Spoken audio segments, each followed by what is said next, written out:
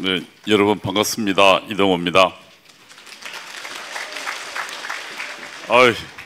어려운 강의 듣느라고 고생하셨습니다. 이 김학성 교수 이 헌법 강의 정말 쉽지 않습니다. 우리가 사실은 평생에 관심 안 두는데 워낙 지금 대한민국이 망가지고 있으니까, 그리고 이 지식인들이 헌법을 가지고 장난치고 거짓말하고 있으니까 우리 의로운 김학성 교수님이 나오신 거거든요. 여러분, 근데 김학성 장로님 참 하나님이 이때를 위해서 준비했다고 생각되지 않으세요? 저분요, 성격도 좀 까탈스럽지만 매우 원칙적이고 우리나라 최고의 학자입니다. 지금 현재 우리나라의 재판관들, 판사들, 검사들, 그 다음에 심지어는 경찰 공무원들, 수사관들요, 전부 김학성 교수님의 책으로 다 공부했습니다. 그래서 이분 책 아니고 공부한 사람은 사시나 시험 볼 수가 없을 정도의 우리나라의 최고의 헌법학자입니다. 그분이 지금 이 대한민국 헌법을 지키고 있는 겁니다. 여러분, 다시 한번 김학성 교수에게 한번 큰 박수를 한번 더.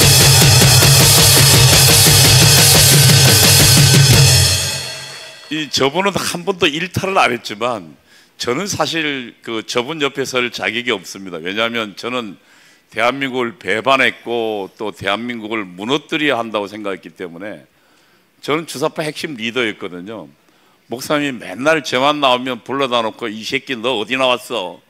그리고 너 이 새끼 반역질했지 하고 물어도 제가 그때마다 정말 하도 오래전이지만 그래도 고개 숙일 수밖에 없었던 게, 제가 했던 일이 반역이고 그때 저와 같은 일을 했던 애들이 지금 장성에서 국회를 장악하고 그 다음에 경찰에 들어가고 검찰에 들어가고 또 법원에 들어가서 이 반란을 일으키고 있는 거거든요. 지금 일어나고 있는 것은 명확하게 반란입니다. 반란. 이 반란 세력은 대한민국은 무너져야 한다고 생각했던 놈들입니다. 북한의 혁명론으로 무장했던 놈들입니다. 그리고 지하에서 활동했던 놈들이 지금 이 지상에 올라가서 여러분과 내가 뽑은 대통령을 오히려 내란이라고 국민들을 거짓 선동하고 국민들을 협박하고 있는 상태입니다. 우리는 이들을 결단코 용서할 수 없습니다. 여러분, 저는 지금 현재 반대한민국 세력들의 반란에 협조하고 있는 공무원들에게 엄중히 경고합니다. 국방장관 김선호, 그리고 경찰청 차장 이호영, 그리고 지금 현재 반란에 동조하고 있는 사람들, 당신들은 이 국민들의 매서운 누출을 기억해야 할 것이다. 당신들이 이재명 그리고 박선원, 민주노총 이들의 반란에 동조한다면 반드시 심판대에서 처단당할 것을 나는 분명히 경고하는 바입니다. 여러분, 존경하는 공주시민 여러분, 우리는 승리의 길로 가고 있습니다. 어떤 분들이 저에게 말합니다. 야, 광화문에 나가기만 뭐하노? 쟤들 쓸어버려야지. 여러분, 그렇지 않습니다. 지금은 여론전입니다. 박근혜 대통령은요, 마지막에 탄핵당이 지금 지지율 4%까지 무너져서 완전히 몰락해버렸습니다. 그러나 우리는 지금 저항의 근거지, 아까 김학성 장로님이 이야기했지만 대한민국호 그리고 광화문이라는 항공모함이 있고 거기에 선장이 있습니다. 거기에 우리가 모조리 승선해 있고 12월 7일 날 저항했고 14일, 28일, 10월 4일 우리는 저항했습니다. 그러자 여론이 바뀌기 시작했습니다. 어제 데일리안이라는 신문에서 여론조사 공정에 의뢰해서 윤 대통령의 지지율을 조사했습니다. 42.4%였어요. 여러분, 윤석열 대통령 처음 취임해서 52%가 3% 가보고요, 40% 넘은 건 몇 년 만에 처음이에요. 여러분, 윤석열 대통령의 계엄을 통해서 이제 국민들이 깨닫기 시작했다는 것입니다. 여러분, 윤석열 대통령이 비상계엄을 선포할 때 정말 가슴 아픈 두 이야기를 했습니다. 대한민국은 지금 당장 무너져도 이상하지 않다. 그리고요, 모두에 이렇게 이야기했습니다. 피를 토하는 심정을 이야기한다. 여러분, 왜 윤석열 대통령은 대한민국이 절체절명의 위기감이 있다고 판단했을까요? 그건 대통령만 아는 겁니다. 모든 정부가 종합되니까요. 그리고 이 국민들에게 이걸 알리기 위해서 피를 토하는 심정으로 이야기했습니다. 지금 관저에 아예 갇혀 있습니다. 존경하는 공주시민 여러분, 우리는 2019년도에 저 더불어민주당이 50년 장기 집권한다는 걸 무너뜨렸습니다. 그리고 정권 교체를 만들고 윤석열을 대통령으로 만들었습니다. 이제 저 관저에 갇혀있는 대통령을 구출해내고 저 반란 세력을 진압해서 저들을 모조리 법의 정의의 심판대 위에 세우는 위대한 승리를 일궈냅시다, 여러분.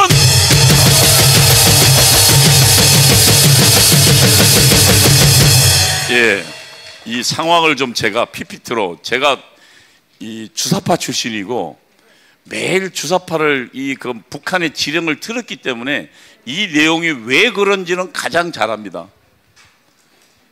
참 저도 참 하나님께서 그동안 여러 가지로 이리 차고 발로 차서 정말 뭘 하려는 내 마음대로 안 되더라고요. 근데 이 시절을 위해서 그나마 이 증언하라고 저를 여기에 세우신 것 같아요. 네, PPT 좀 넘겨보십시오. 지금 현재 반란의 주범에 대해서 설명하겠습니다. 하나는 이재명입니다.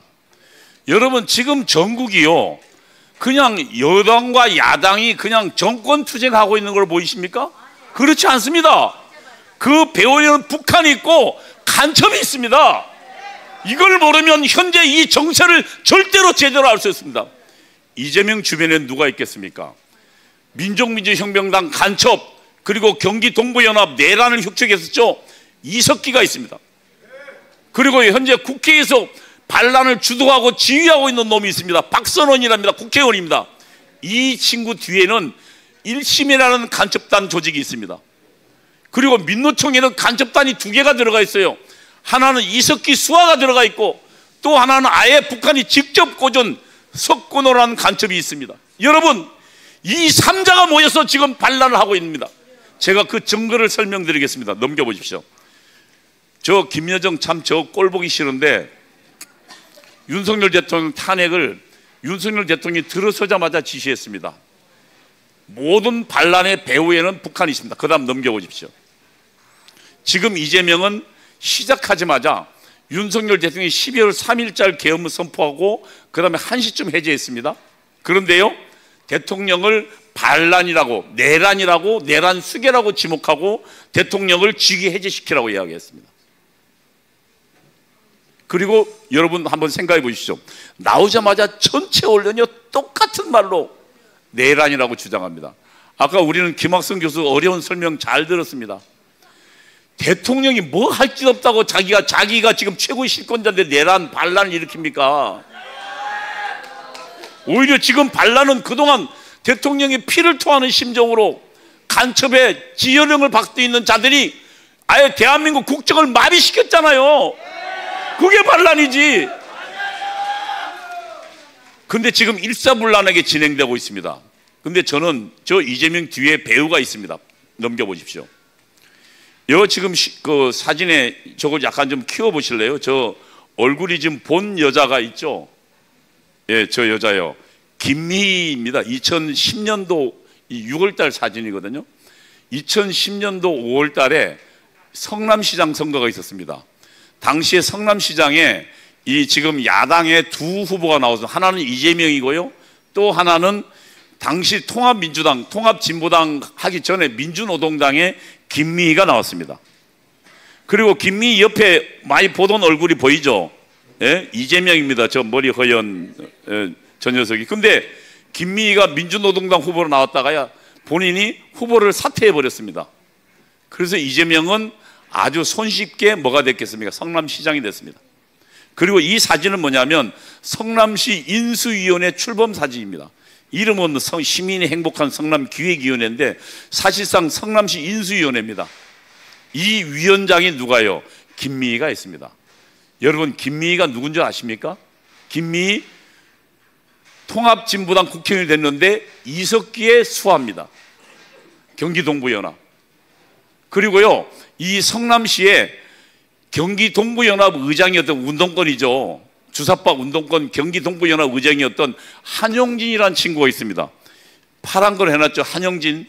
근데 얘는 이석기 대학 후배입니다. 근데 얘가 뭘 만들었냐면 성남시장을 정권을 잡자마자 뭘 했냐면 나눔환경이라는 회사를 만들었어요.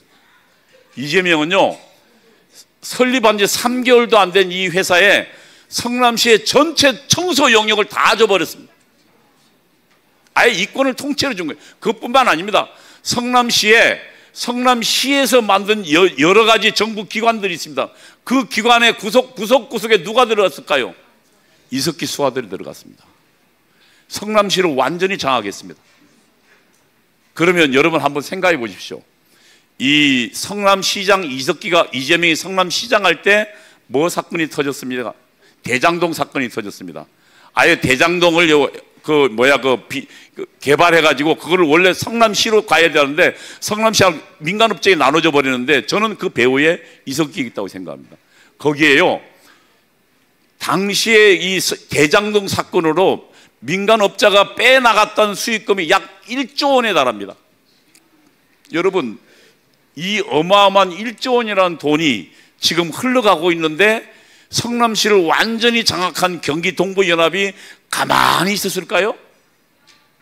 제가 알기에는요, 그 1조 원 중에 절반 이상, 5천억 원 이상이 이석기 일당을 통해서 북한으로 들어갔다고 생각하는데 여러분, 제 의견에 동의하지 않으십니까? 넘겨보십시오. 이게 지금 이석기 오른쪽에 있는 사진이 이석기고 시커먼 친구가 하영옥이라는 친구, 둘 다 간첩입니다. 간첩명은 민족민주혁명당입니다. 그러면 여러분은 이석기 하면 경기동부연합만 알잖아요. 그러면 민족민주혁명당은 뭐냐? 여러분, 간첩단은 수사할 때나 발표되지 간첩단은 절대로 외부에 드러나지 않아요. 간첩이 여기다 간첩이라고 누가 하고 다니면 안 하죠. 민족민주혁명당은 지하에 숨어있는 당이고 이게 밖으로 나타날 때는 저희 좌파용어로 통일전선체라고 하는데 그건 필요 없고 민주주의 민족통일 전국연합 경기동부연합에 이 지금 자기 후배를 파견한 겁니다. 그래서요, 대부분 다 경기동부연합을 알고 있지만 이 간첩단 사건은 모릅니다. 이석기는 실제로 북한에 간첩하고 만나고 그 다음에 책임자가 북한으로 2번이나 왔다 갔다 넘어가고 공작금 받고요, 권총 받고 했던 막강한 간첩입니다. 이 간첩이요, 누구 뒤에 있다고요? 이재명 뒤에 있는 겁니다. 그러면 여러분, 이번에 대통령의 법에 입각한 헌법이 부여한 권한에 따라서 한 계엄을 내란이라 그러고 대통령을 내란 수괴라고 한 건 누구의 지령일까요? 제가 보기에는 제 경험상 북한입니다. 그 이유도 제가 좀 설명을 이따 좀 드려보겠습니다. 그러니까 지금 이재명 뒤에는 누가 있다고요? 이석기, 민족민주혁명당 간첩인 이석기가 있습니다. 다음 넘겨보십시오. 요건 뭐 경기동부연합에 뿌리 내린 이 파란 게 전부 이 경기동부연합 출신들, 아예 성남시를 완전히 자기 혁명의 근거지로 만들었어요. 다음요. 이 신동아에서 성남시장 이재명과 그 다음에 여기 신동아에 나온 기사입니다. 경기동부연합 누굽니까? 이석기, 그 다음에 한총련, 전대협 제 후배입니다. 1993년도에 출범했는데 우리가 전대협은 87년도고 이들과의 막강한 연합, 그 다음에 거기에 뭐라니 파란 글에 성남에서는 운동권 인맥 없이 아무것도 못한다고. 여기 운동권 인맥은 누구를 말하겠습니까? 이석기를 말합니다. 다음 넘겨보십시오. 그 다음에 이석기가 어디로 갑니까? 나중에 성남시장 2번 하고 경기도지사로 가죠. 경기도지사로 갔다가 그 다음에 어디로 갑니까? 대통령 후보로 나와서 더불어민주당 대통령 후보가 됩니다. 그런데요, 놀라운 사실이 이게 충북 동주에 간첩단 사건이 터졌습니다. 이들을 조사하다 보니까 이들이 북한에 보낸 보고문과 여러 가지 통신문이 있습니다. 근데요, 이 뒤에 통신문 내용은 파란 거 보십시오. 이게 충북 동지의 간첩단이 북한에 보낸 통신문입니다. 여기에요, 이 지사 누굽니까? 이재명이죠. 민주진보개혁세력, 이게요, 그 주사파 애들 말이 좀 복잡해요. 이게 뭐냐면 더불어민주당의 대선 후보가 될 수 있도록 광범위한 대중이 왜냐하면 대선 후보가 되려면 경쟁자를 이겨야 되니까 조직을 몰아줘야 되니까 누가 이재명 조직을 몰아달라는 겁니까? 주사파 조직을 몰아가는데 그 배후에는 누가 몰아줄 힘이 있습니까? 북한이요. 본사에서 역할을, 여기서 본사가 누굽니까? 북한이에요. 그러면 이 기사를 보면 여러분 어떤 생각이 듭니까? 이재명을 대통령 후보로 몰아준 주요 힘은, 하나는 맨 뒤에는 북한이 있고 그 북한 앞에는 이석기, 간첩단, 이들이 모여서 이재명을 만든 겁니다. 그럼 이재명을 누가 조종하고 있습니까? 북한이 조종하고 있고, 또요, 간첩들 이석기가 조종하고 있는 거예요. 그 이재명이 지금 국회를 장악하고 우리가 뽑은 합법적 대통령을 공격하고 있는 겁니다. 이게 반란이 아닙니까, 여러분? 다음 좀 넘겨보십시오. 그 다음에요, 이 간첩들 또 있어요. 박선원인데 한번 넘겨보십시오. 이 지금 저 안에 제가 그 공수특전단 출신인데요, 오공수 여단 출신인데, 저 머저리 같은 저 지금 곽종근 특전사령관입니다. 지금 감옥에 가 있습니다.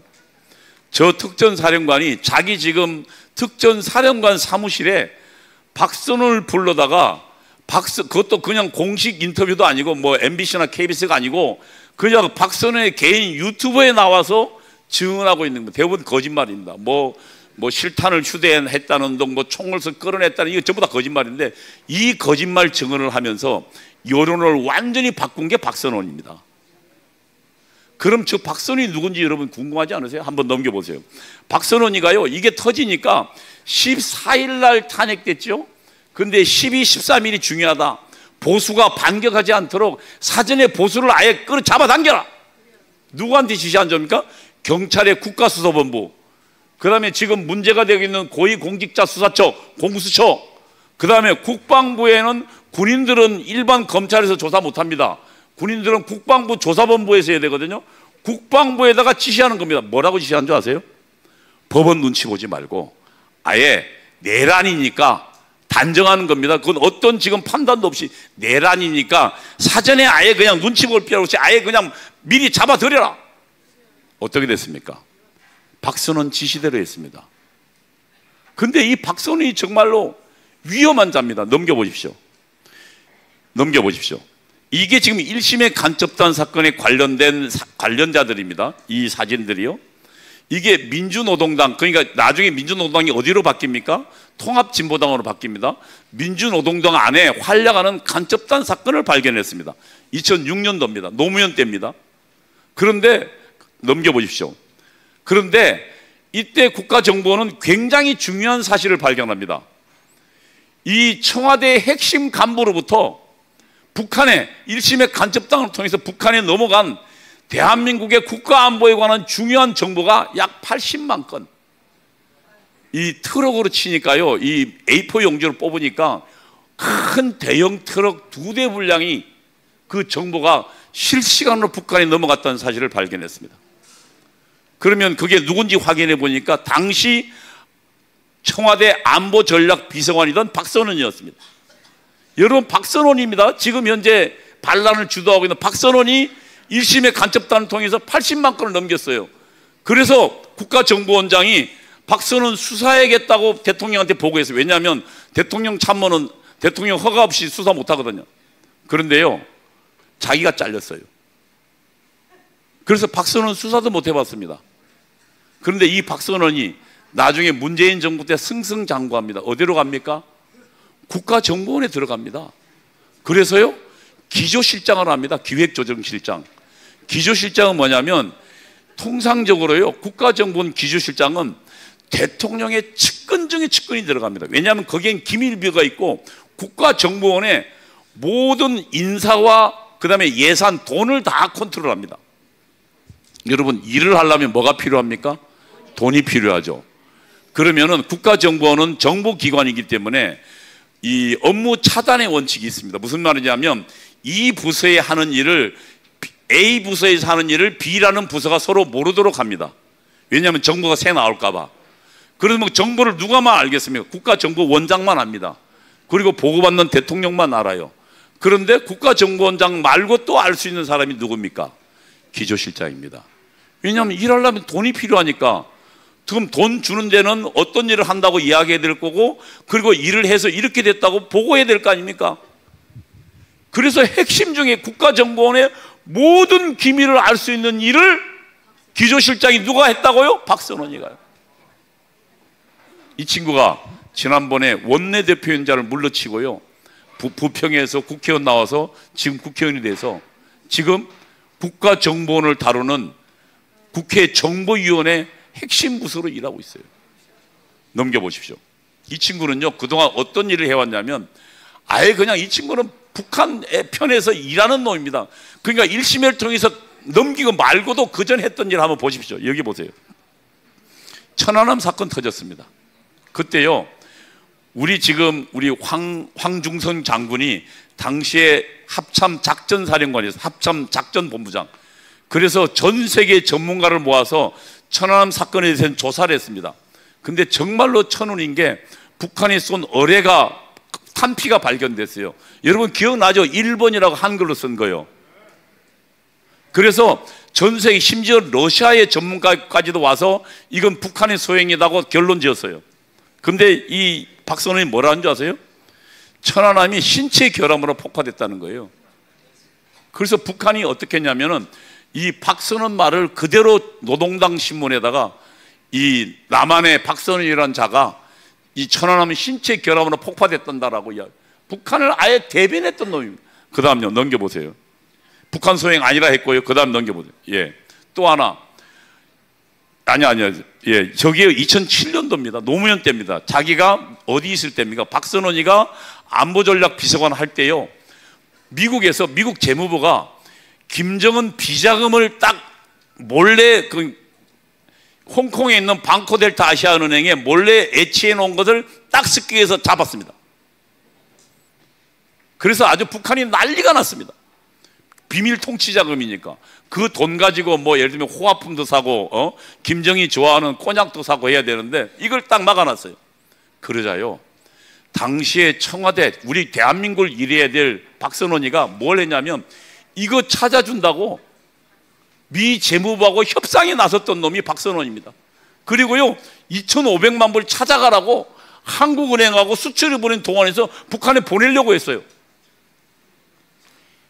북한의 통치자금, 김정은을 위해서 봉사했던 놈입니다. 이게 박선원이에요. 그 다음 넘겨보십시오. 여기 사드 뭡니까? 우리 대한민국 안보를 위해서, 미군과 대한민국 안보를 위해서 북한 미사일을 방어하는 건데 이거 필요 없다고 주장한 놈이에요. 다음요.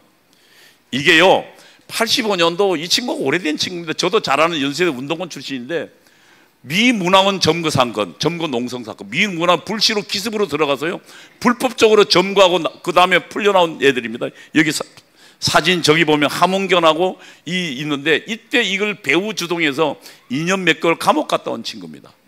여러분, 이 박선원이가 지금 국회에 들어가서 우리나라 경찰, 그 다음에 국방부, 그 다음에 고위공직자 수사대로 대통령을 기습해서 체포하라고 주장합니다. 이게 지금 반란 상황인 것입니다, 여러분. 다음 넘겨보십시오. 예. 그 다음에 또 반란 상황 반란 주역을 넘겨보십시오. 민노총이 있습니다. 민주노동자 총연맹이죠. 예. 지난번에 12월 7일 날 저기 사진입니다.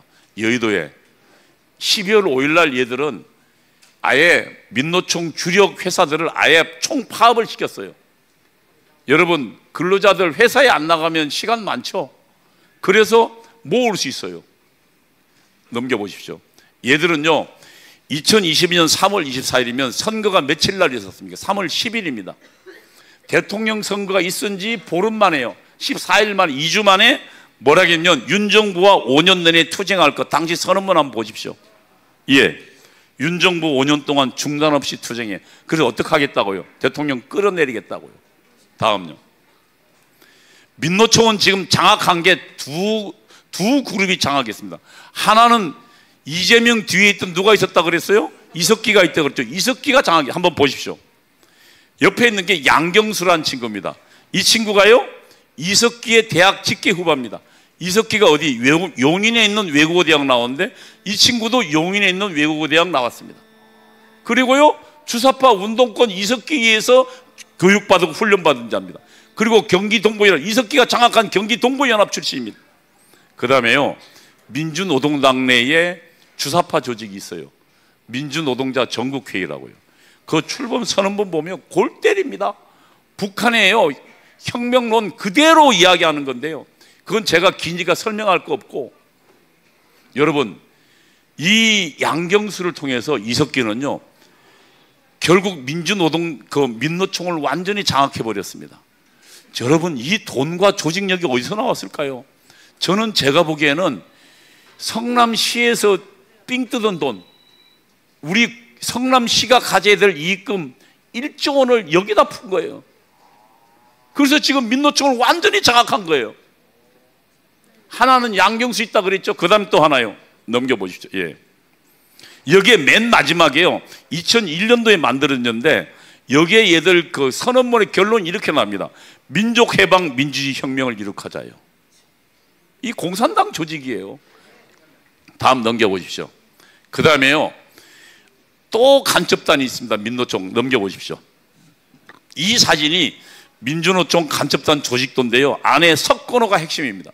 석건호가 민노총의 조직쟁기국장, 민노총 산하 조직을 아예 깡그리 쥐고 있는 2인자예요. 그러면 1인자는 누굽니까? 양경수. 2인자는 북한이 직접 간첩으로 내려보낸 석건호. 그럼 민노총은 누가 장악하고 있습니까? 북한과 간첩이 장악하고 있는 겁니다. 이 민노총이 지난번 뭡니까? 대통령 관저를 습격하겠다고 와가지고 우리 경찰을 패가지고 혼수상태를 만들었어요. 이 발랄하는 민노총 누구의 군대입니까? 여러분, 이들은 대한민국 편이 아닙니다. 북한 편인 것입니다. 여러분, 이 석권호를 보면요, 그동안 간첩하고요, 지금 현재 국가정보원이 파악한 건 2016년부터 2019년 3년간에 10여 차례 근처서요, 해외에서 북한 공장을 만났습니다. 그리고요, 이 안에 민노총 내에 아유 간첩들을 다 심어놨는데 석건호만 드러내고 나머지 간첩은 수사도 못했어요. 왜냐하면 간첩 수사하다가, 간첩 수사 누가 못하겠습니까? 문재인이 못하기가 간첩 수사권 뺏어갔잖아요. 이 수사 못하고 지금 민노총 내 간첩 그대로 있습니다. 그런데요, 이들에게 내려간 지령 여러 가지가 많은데 한번 보십시오. 다음요. 이게 2022년 11월 15일자인데 이태원 참사 사건이 터지고 난 다음입니다. 여기에 보면 이렇게 나옵니다. 이번 특정 참사를 계기로 2014년 세월호처럼 대규모 군중의 분노를 조직하라고 나옵니다. 뭐요? 시위를 만들라고요. 정부를 전복하라고요. 그 다음에 아예 구호까지 만들어줘요. 뭐라고요? 국민이 죽어간다. 이게 나라냐? 퇴진이 추모다는 구호를 전면에 내걸고 역도놈의 퇴진을 요구하는 서명운동을 해라. 여러분, 이렇게 지시하자 그 옆에 사진은 언론사에서 시위 현장 찍은 사진입니다. 여러분, 제가 만든 게 아니고 시위 현장 사진이 언론사에 나와 있는 겁니다. 여기 뭐라고 나옵니까? 퇴진이 추모다. 검은 거 보십시오. 퇴진이 추모다 나오죠? 그 다음에 그 밑에 뭐예요? 국민이 죽어간다. 이거 어디서 나온 구호라고요? 북한이 지령한 구호입니다. 그러면 저는 이와 같은 사례가 여러 번 많았는데 노무현 대통령이 탄핵당했을 때 그때요, 여러분 지금 기억하십니까? 의회 쿠데타라는 용어요? 그거 우리 대한민국에서 만들어낸 용어 아닙니다. 북한의 한민전 방송에서 노무현 탄핵하자마자 지금 이거는 의회 쿠데타라고 지령했습니다. 그러자 1시간도 안 돼서 당시 야당인 여당이었던 정동영 입에서 의회 쿠데타라는 용어가 나왔고요, 그리고 국회에 보좌관들, 여당 보좌관들 입에서 의회 쿠데타라는 용어가 나왔습니다. 그러면 이 사건이 터지자마자 지금 이재명과 그리고 그 다음에 언론노조, 민노총 전부가 이 대한민국의 정당한 윤석열 대통령의 계엄 선포를 내란이라고 모르는데, 여러분, 이 내란이라 몰고 대통령을 내란 수괴라고 공격하는 그 최후의 지령은 누가 내렸을까요? 저는 이재명 배후에 있는 이석기, 박서른 배후에 있는 1심의 간첩단, 그리고 민노총 배후에 있는 이석기와 그리고 석건호, 이들 배후에 있는 북한의 소행으로 지금 대한민국을 반란으로 몰고 있다고 생각합니다. 여러분, 원래 이제 이쯤 되면 목사님 오실 때가 됐는데요. 원래 저희 내부에 내가 석건호 이야기할 때쯤 되면 목사님 오시는 걸로 약속이 돼 있는데 오늘은 약간 늦으시네요. 그러면 제가 결론을 좀 더 짓겠습니다. 여러분, 그러나 겁내지 마십시오.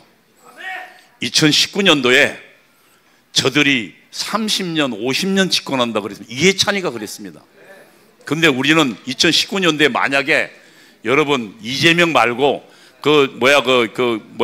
찢어버린다는 이재명 말고, 그리고 뭐 여배우와 이상한 스캔들 사건 입도 거칠고 얼굴도 보세요. 이재명 말고 만약에요, 우리가 2019년도 10월 혁명으로 끌어내렸던 조국이란 놈이 만약에 국회의원 나왔다고, 대통령 후보로 나왔다고 생각해 보세요. 걔는 부산입니다. 부산이 항상 반란의 주범이에요. 그런데 걔는 또 서울대에 나왔고 키도 커요. 얼굴도 잘생겼죠. 목소리도 좋아요. 여러분, 우리는 좀 보면 이거 느끼하지만 일반 뭔 모르는 사람들은 조국 꽤 미남이라 그럽니다. 목소리도 괜찮고요.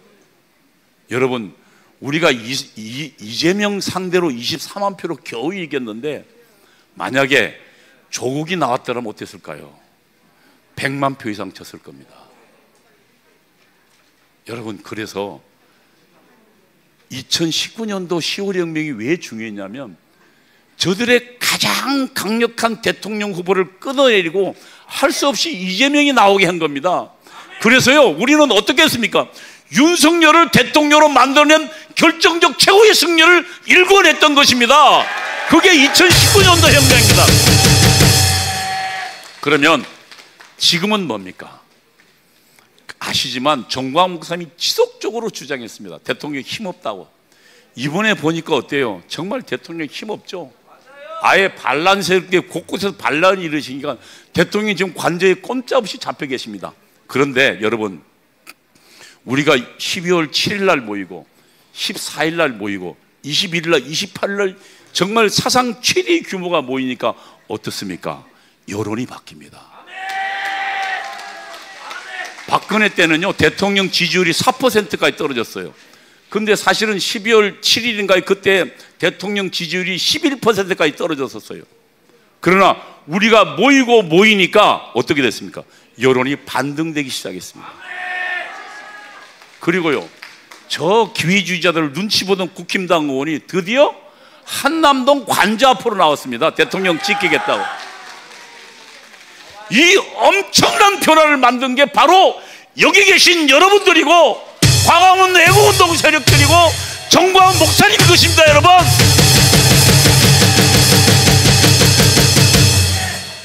대통령이 피눈물 나는 정말 피 끓는 듯한 마음으로 호소했던, 그리고 그가 느꼈던, 홀로 느꼈던 그 엄청난 위기감은 대한민국을 장악하고 바닥부터 흔들는 저 주사파 간첩들이 때문에 대한민국이 제대로 굴러갈 수 없다는 위기감이었을 겁니다.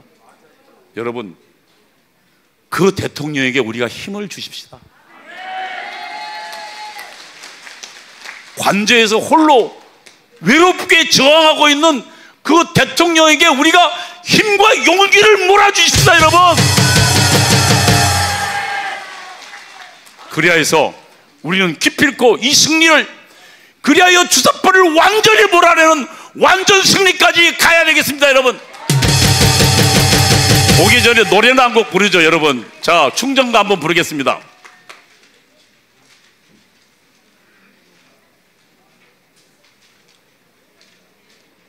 구호를 하나 외칠까요? 제가 하나 외치면 여러분 따라해 주십시오. 국회 독재, 반란 주범 이재명을 처단하자! 처단하자! 처단하자!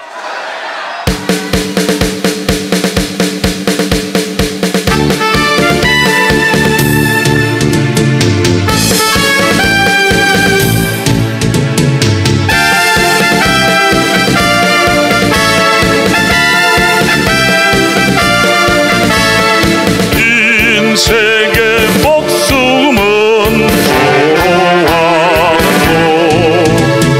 조국의 앞날이 양양하도다. 이몸이 죽어서 나라가 산다면 이슬같이 기꺼이 죽으리라. 인생의 목숨은 소로하고 조국의 앞날이 양양하도다. 이 몸이 죽어서 나라가 산다면 이슬같이 기꺼이 죽으리라.